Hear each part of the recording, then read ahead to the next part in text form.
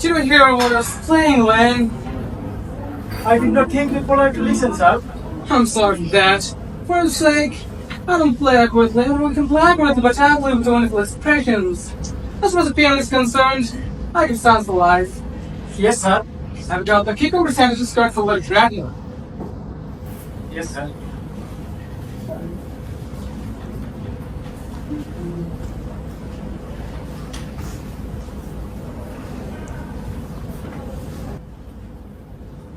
Mr. Earnest O.T. How are you, my dear Earnest? What brings you up to town? Oh, pleasure, pleasure. What else should bring one anywhere? What have you been since last The Thursday? country. The country? Yes. How did you do this? When one is in town, one amuses oneself. When one is in country, one amuses other people. That is excessively boring. Who are the people you amuse? Oh, neighbors. Neighbors.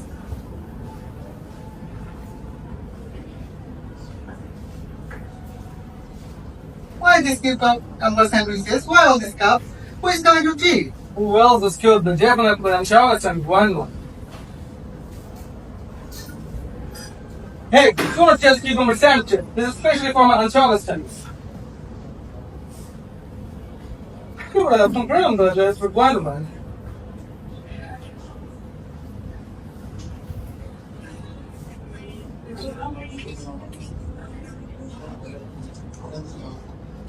How delightful they are. Well, my dear fellow, I will. Gwendolyn is my first cousin. I will allow you to marry her if you tell me who's Cicely. Sicily? And what do you mean by Sicily? I don't know none of this name. Lane, Yes, sir. bring me the cigarettes that Mr. Worthing has left in the smoking room last time.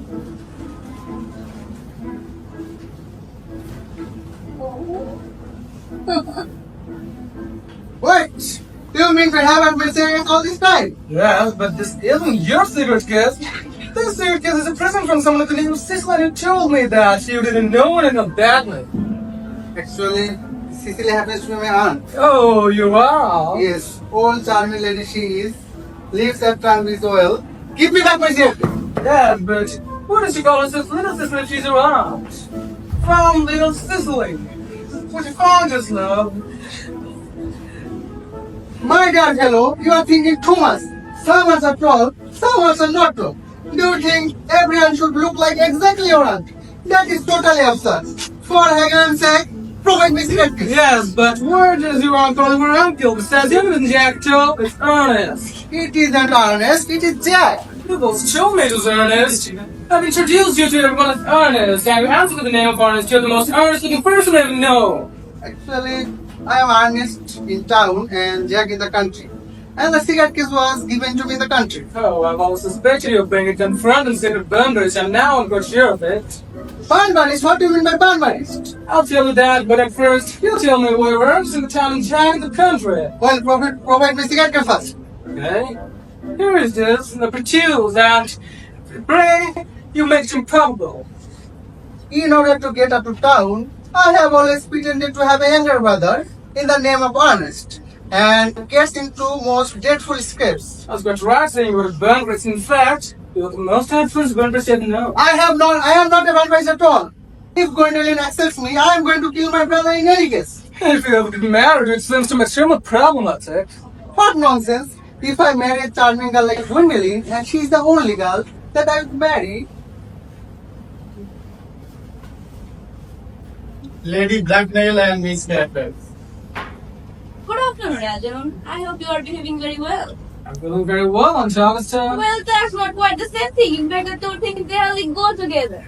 Cheer me, you were smart. Oh, smart. Am I not, Mr. Worthing? we are quite perfect. She is there, Rex. I'm sorry if we're a little late. I'll have a cup of tea and nice cucumber sandwich, you promise me. Certainly on Charlestown. Gwendolyn, you come and sit here, please. Thanks, Mama. I'm quite comfortable where I am. Good heavens, Lane! Why there are no cucumber sandwiches?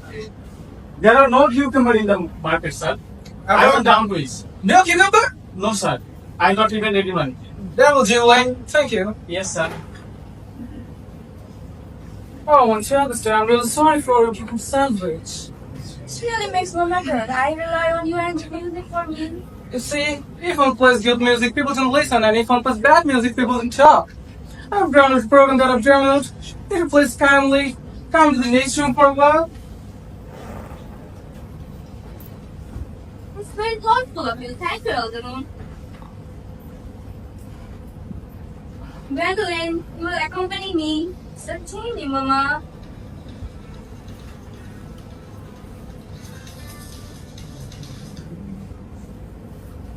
ठीक है तुम्हारा अच्छा लगता है तुम्हारा अच्छा लगे Charming day it has been, Miss Cameron. तुम्हारा अच्छा Hey, don't talk to me about the weather, Mr. Worthing.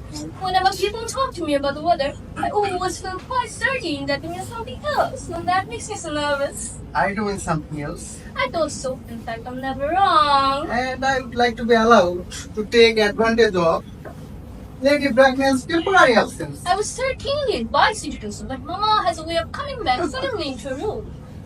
Miss Fairfax, ever since I met you, I have admired you more than any girl I have ever met since I met you. My ideal has always been to love someone of the name of Earnest.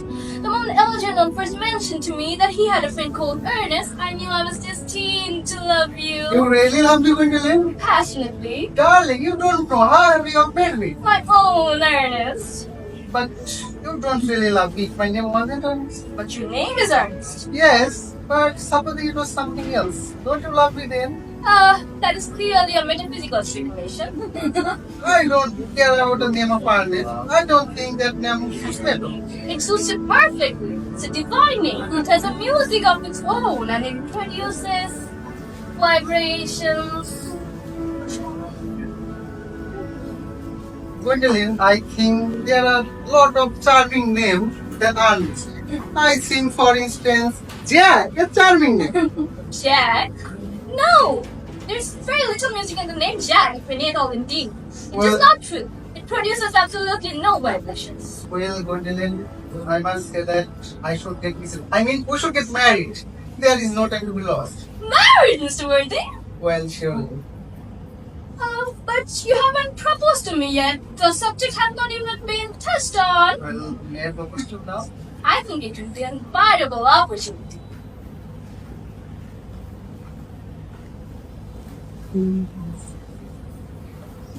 Gwendolyn, will you marry me? Of course I would, darling. My own one. I have never loved anyone but you. What wonderfully blue eyes you have, Ernest. They are quite blue.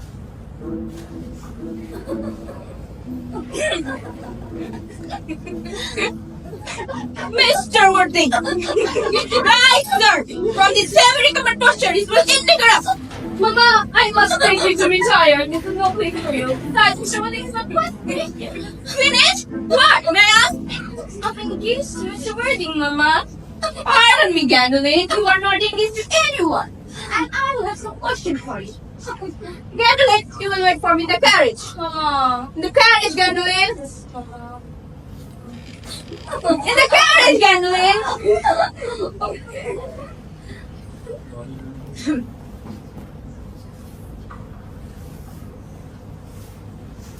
You can take a seat, Mr. Worthing. Thank you, but I prefer standing.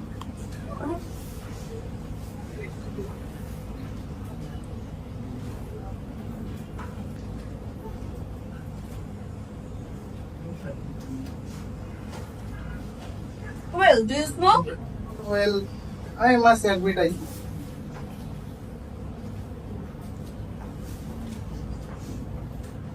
I'm glad to hear that. How old are you? 29. Very good age to be married. A guy who is getting married either know everything or nothing. Which do you know? I know nothing. Better at that too. I don't like pretenders at all. What's your age? 29. Oh. And are your parents living? Actually, I have lost both of my parents. Look, Mr. Worthing, to lose one parent maybe look misfortunate, but to lose both look like carelessness. Who's your father? Actually, I don't know who I am by birth. I I was found. Found? The late Mr. Thomas Cardo found me in Victoria Station in a cloakroom in a handbag. Look, Mr. Worthing, I am Lord Bracknell, who dream of allowing our only daughter the utmost care. What? Marry the program? With a parcel? Good morning, Mr. Worthing. Good morning. Is everything going good, Ernest? Nothing is going on. Miss Pepper. Going to learn diploma words. Algie, kindly turn your back. I have something very particular to say to Mr. Worthing. Really going to learn? I don't think I can allow you to do that. You're not quite old enough to do that. Ernest, we may never be married. From the expression on Mama's face, I fear we never shall. But I want to communicate with you daily. Your town address at Albania I have. What is your address in the country? A manor house, old door, and footstep. And how long do you remain in town? Till Monday. Good. Algie, you may turn around Oh, now. thanks. I've turned it already.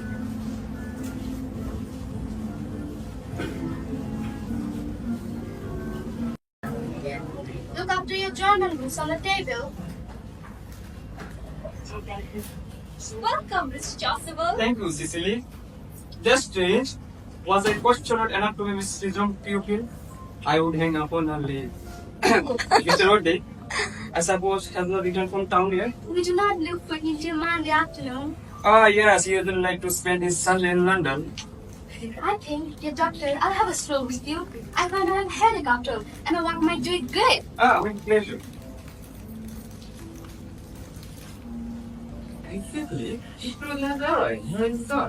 You may go now. Mr. Orley.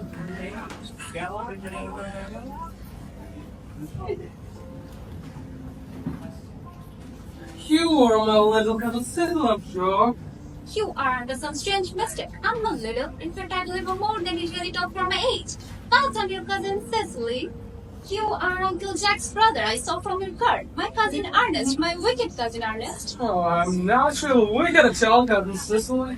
Well, then I hope you have not been living a double life, pretending to be wicked and really being good all the time. That would be hypocrisy. Oh, of course, I have been rather reckless. Oh, I'm glad to hear that.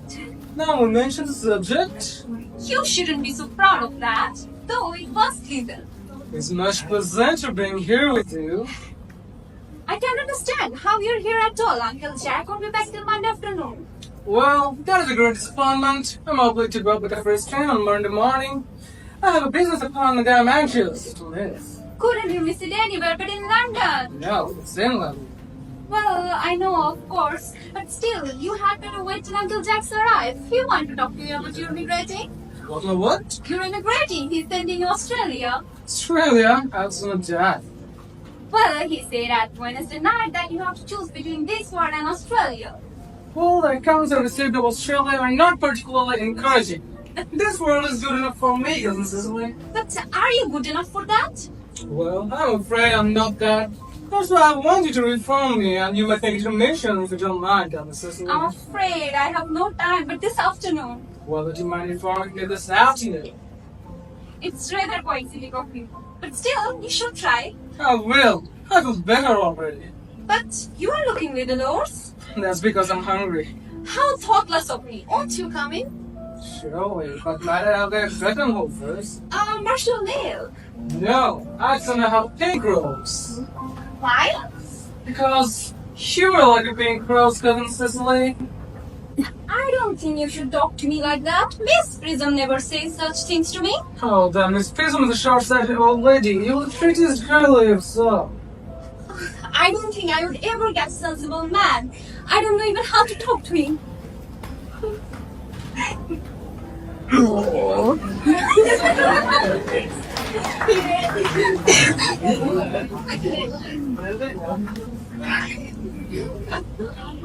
Oh, dear Dr. Chasuble, you're too alone. You should get married.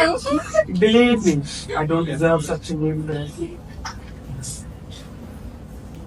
The most of all the charms were clearly I can marry. That is obviously the reason why the Finnish church has not lasted up to 20 days. And you do not seem to realize, dear doctor, that to remain persistently single A bad conversation to promote public temptation. Men should be more careful. This very self-seek leaves weaker battles actually. Isn't a man equally attractive when married?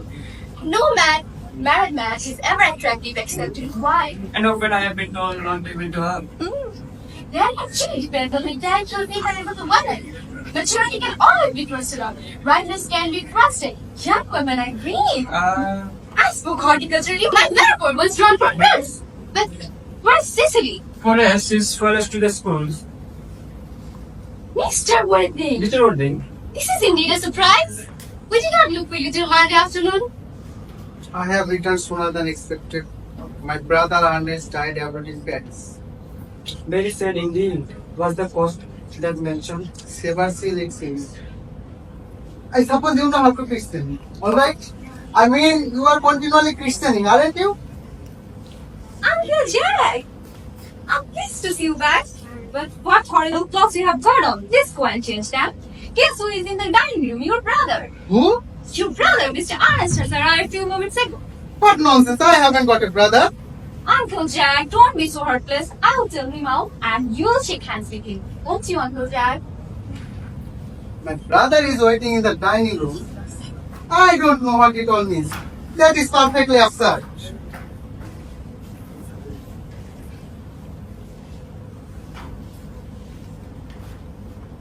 Good heavens! Dear Brother Jack, I've come from the town to say sorry for causing you trouble on the better end of July. Uncle Jack, don't be so heartless. If you don't shake hands with him, I will never forgive. Never forgive me! Never, never, never. Well, this is the last time I shall ever do it.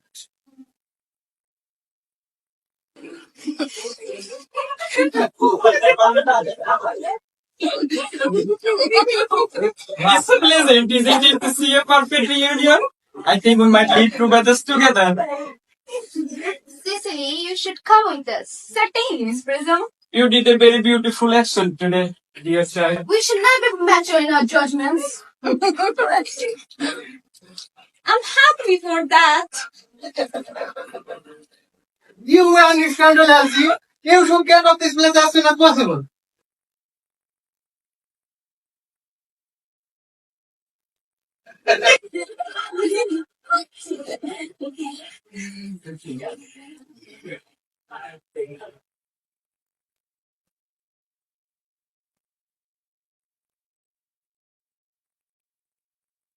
What a fearful lie you were, Jack.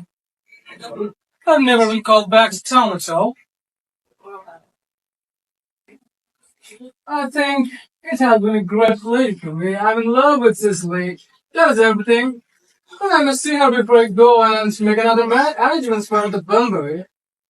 Oh, I nearly gave her to water the roses, but I think you are with Uncle Jack. He has gone short of the job for me.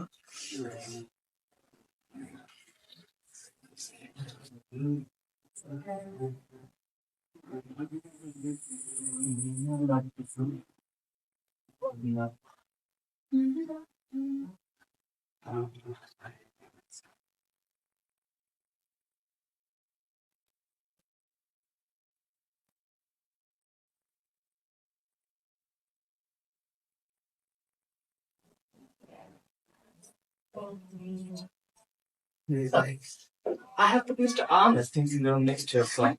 I suppose that's all right. What? Yes, sir. Mailman, order the dog cart at once. Mr. Earnest has been suddenly called back to town. Yes, sir. I said I've never been called back to town at all, Jack. You silly boy, you should keep your mouth shut. Uncle Jack is so annoyed. Oh, I don't care about Jack. I don't care for anybody but you. I love you.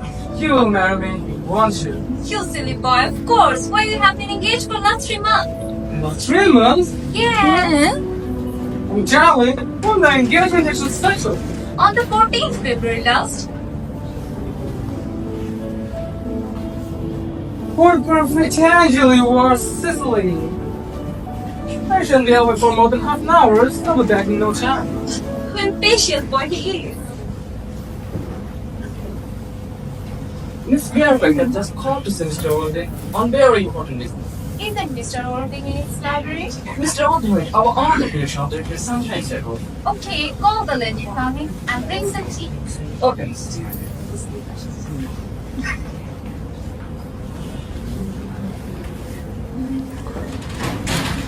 Oh. Welcome. Let me introduce myself. I'm Cecily Cardew. Cecily Cardew, what a very sweet name. Something tells me we're going to be great friends. Please sit down. I may call you Cecily, may I not? With pleasure. And you may always call me Gwendolyn. If you wish. Then that is all quite settled, is it not? I hope so. You are here on a short visit, I suppose. Oh no, I live here. Mr. Ording, my guardian, and Miss Prism looked after me. Your guardian? Yes. I'm Mr. Ording's friend.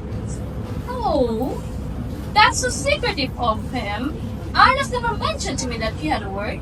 I beg your pardon, Gwendolyn. Did you say Ernest? Yes. Oh no, it's not Ernest. Who is my guardian? It's his brother, his elder brother. Ernest never mentioned to me that he had a brother. Our little country newspaper is sure to chronicle the fact that I and Mr. Ording are engaged to be married. I think there must be some slight error, Miss Cardew. Mr. Ernest Worthing is engaged to me, and the announcement will appear on the morning post on Saturday at the latest. I'm afraid you must be under some misconception, Miss Gwendolyn. Ernest has proposed me a few moments ago. But he has proposed me yesterday afternoon at 5:30. It distressed me more than I can tell you, dear Gwendolyn. Someone made a silly promise, I'll help them out, no problem. When I see a spade, I call it a spade. I'm glad to say I have never seen a spade.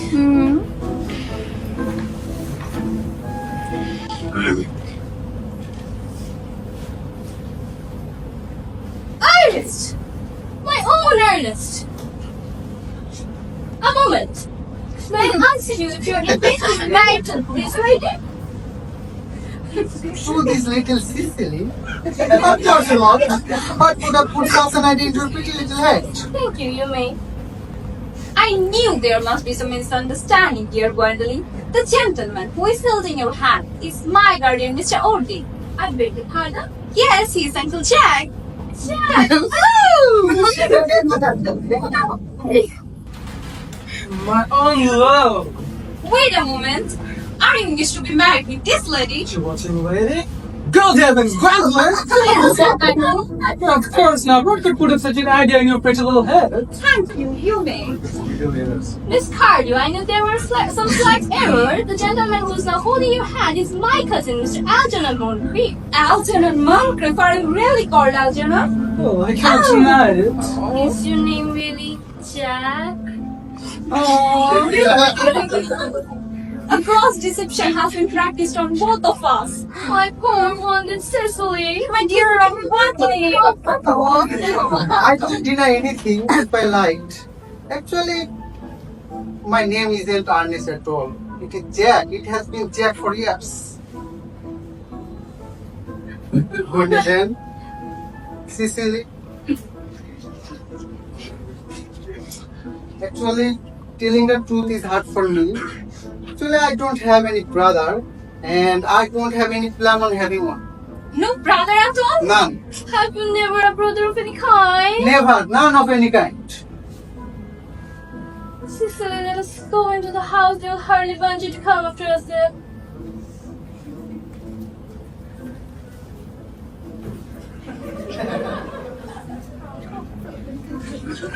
You young scandal, you have no right to bumper here.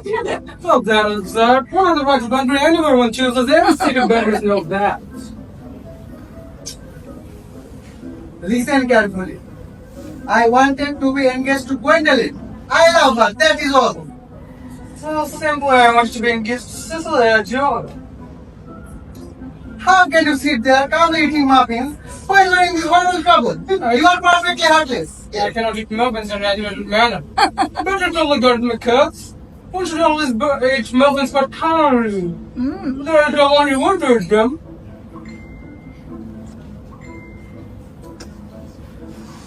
That they have no sense of shame. They have been eating muffins. It looks like a pendant. They're not looking at us at all. Because I have one of those. The leaders, they're approaching. Let us preserve a dignified silence.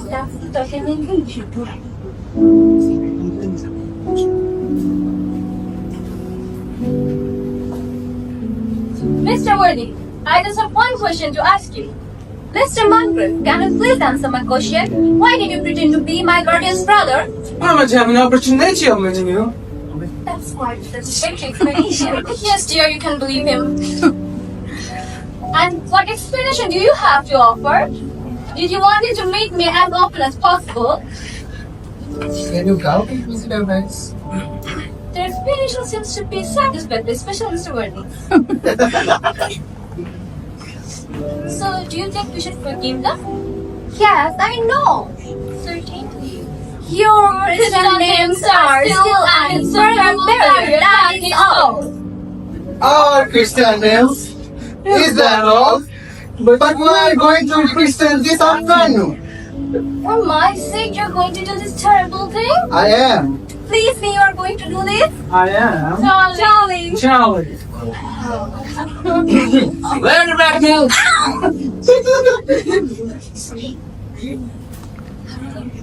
Good heavens! Gwendolyn, what does this mean? Really, that I'm engaged to be married to Mr. Worthy, Mama. You are not engaged to anyone. Sit here. Sit here immediately. I am engaged to marry to Gwendolyn. You are nothing of the kind, sir. And now as regards Algernon, whose hand you're holding? Miss Cardew is the granddaughter of late Mr. Thomas Cardew. Oh, that's not unsatisfactory. Is Miss Cardio has any railway station London? They have best one in this town.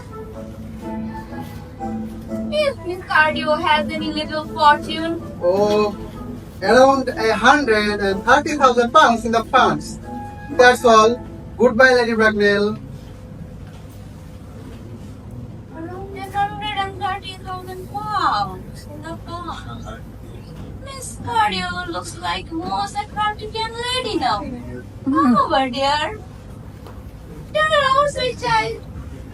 No, what's the view I want? Exactly as expected. You have some particular distinct qualities. Come over there, Cecily. I think I give my consent to you. And you can kiss me.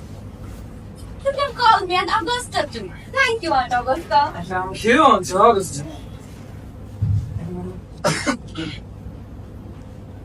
Everything is quite ready for the christening. Christening? Is not that somewhat premature? Both these gentlemen have expressed a desire for christening. At their age? That is really grotesque and religious. Algernon, I forbid you to be baptized. Should I understand that there are no christening at this afternoon? I don't think that. I'm sad to hear such sentiments from you, Mr. Orling. I'll return to church once. Miss Prism has been waiting for me in the vestry. Miss Prism? Did I hear you mention Miss Prism? Yes, Lady Bracknell. Is, I'm ready to join her. is Miss Prism a female of repellent aspect? Yes. She's the educated of ladies and respectable. It is the same person? What position she holds in her household? I'm a celibate, ma'am. Lady Bracknell, Miss Prism has been the governess of Miss Cardew for the last 3 years. Well, I was told you were waiting for me near the deer cannon. I was waiting for you there for an hour and 3/4. Prism? Oh! Stop there, Prism! Where is the baby?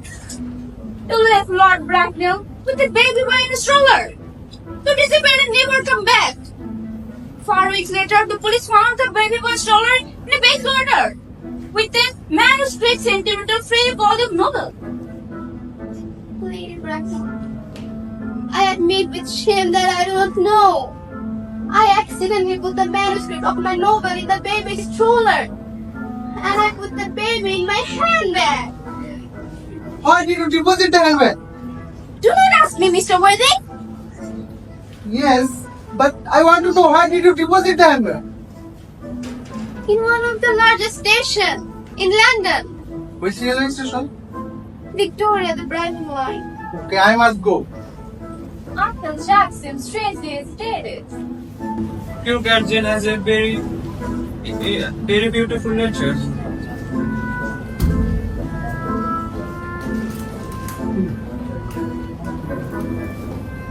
Miss Prism, is this a bag? It seems to be mine. Can you place me in it? You? Yes, mother. Mr. What thing am I married? Unmarried. Why does woman differently from men? Mother, I forgive you. Mr. What thing, there might be some error.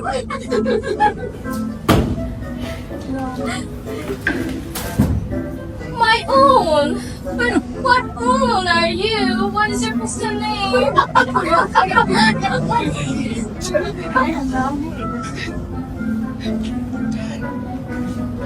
Lady Braxton, could you please inform me who I am?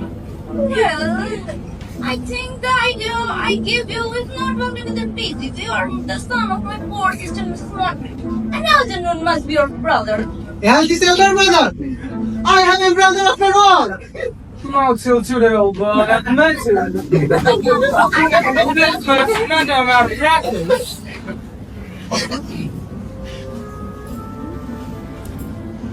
Good heavens, I have forgotten the point.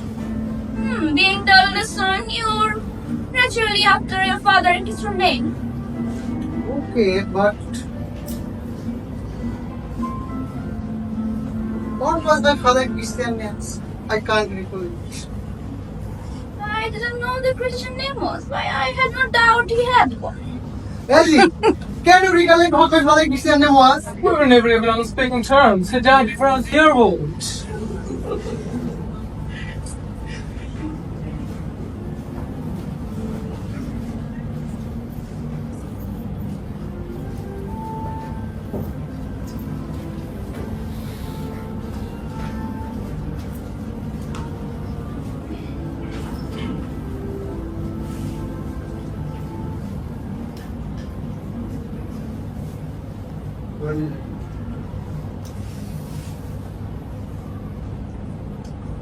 I always told you when my name was Earnest. Didn't I? After all, it is Earnest. I mean, I'm naturally Earnest. Oh, I recall. Who had a name? The general name was Earnest, and by a particular reason I didn't like. Ernest, my own Ernest. My own one. Letitia.